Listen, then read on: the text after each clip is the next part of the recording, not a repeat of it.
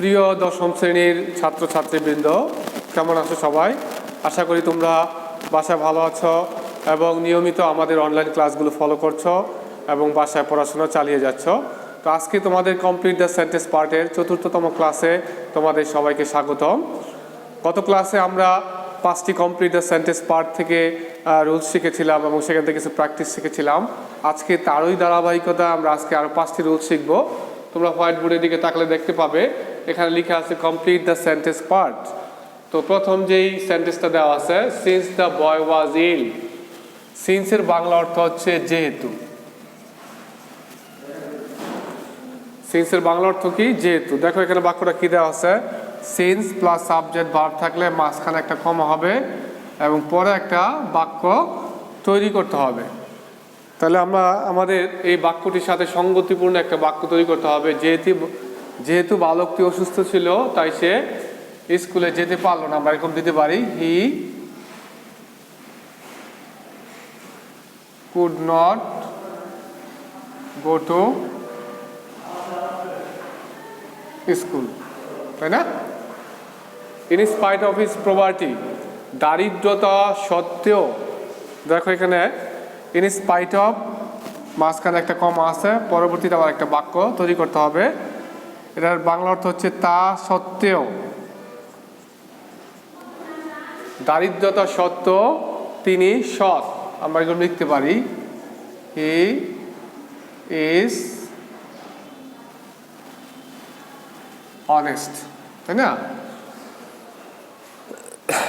Number 3, you had better. ইংরেজি বাক্যে যদি তোমরা এরকম প্যাটার্ন পাও, ইউ হ্যাড বেটার, দেখো ইউ হ্যাড বেটার, তাই না? এখানে লেখা আছে সাবজেক্ট হ্যাড বেটার। তাহলে বেটারের পরে এখানে কি আসবে? দেখো ভার্ব 1, ইউ হ্যাড বেটার। এর অর্থ হচ্ছে তুমি বরং।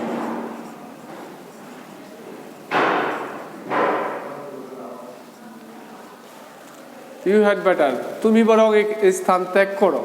কিতে পারে ইউ হ্যাড বেটার যে ভার্বটা আমরা লিখবো সেটা অবশ্যই বার 1 দিয়ে লিখতে হবে।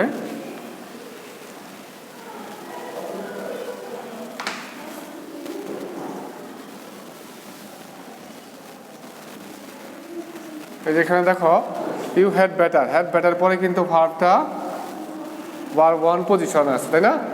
তাহলে আমাদের এখানে যে হ্যাড বেটারের পরে যে ভার্বটা বসলো, ভার্বটা কিন্তু প্রেজেন্ট ফর্মে বসছে। You had better leave the place, তুমি বরং জায়গাটি ত্যাগ করো। ঠিক আছে? তারপর দেখো পরবর্তী যে বাক্যটি দেওয়া আছে, উড ইউ মাইন্ড।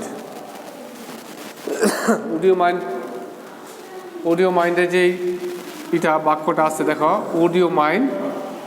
আমরা একটু রুলসের দিকে তাকাই, কি দেওয়া আছে, উড ইউ মাইন্ড প্লাস ভার্বে আইনজি, অর্থাৎ উড ইউ মাইন্ডের পরে যে ভার্বটা আসবে সেই ভার্বটা ইংরেজি বাক্যের রুলস অনুযায়ী তোমাকে ভার্বে আইনজি করে দিতে হবে।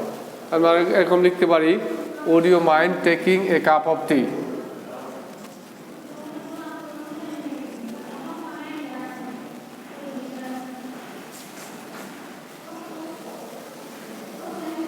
অর্থাৎ এক কাপ চা খেতে মনে কিছু নিবে না তো? তবে একটা জিনিস খেয়াল করবা, উড ইউ মাইন্ড যে বাক্য সেই বাক্যের শেষে অবশ্যই প্রশ্নবোধক চিহ্ন দিতে যাতে ভুলে না যাও, এই দিকটা খুব খেয়াল করবা।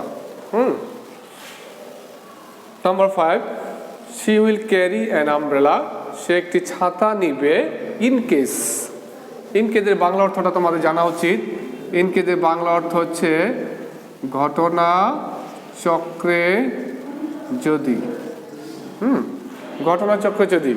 তাহলে সে একটা ছাতা বহন করবে ঘটনাচক্রে যদি বৃষ্টি এসে যায়।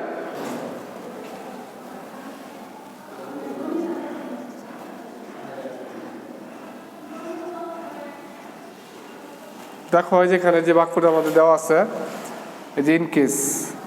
ইনকেসের আগের বাক্যটি ফিউচার ইনডিফিনিট টেন্স এবং ইনকেসের পরে যে বাক্যটি আসবে সে বাক্যটি অবশ্যই প্রেজেন্ট ইনডিফিনিট টেন্স দিয়ে তৈরি করতে হবে। The rain comes.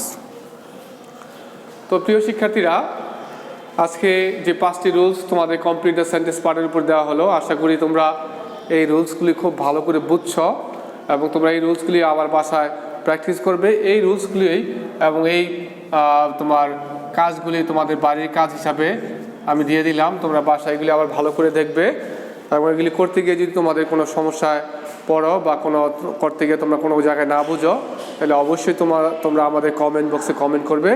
আমি অবশ্যই পরবর্তী ক্লাসে তোমাদের এই সমস্যাগুলো সমাধান করে দেওয়ার চেষ্টা করব। তো প্রিয় শিক্ষার্থীরা, আজকের ক্লাস এখানেই শেষ। সবাইকে ধন্যবাদ দিয়ে আজকের ক্লাস এখানে সমাপ্ত করলাম। আসসালামু আলাইকুম।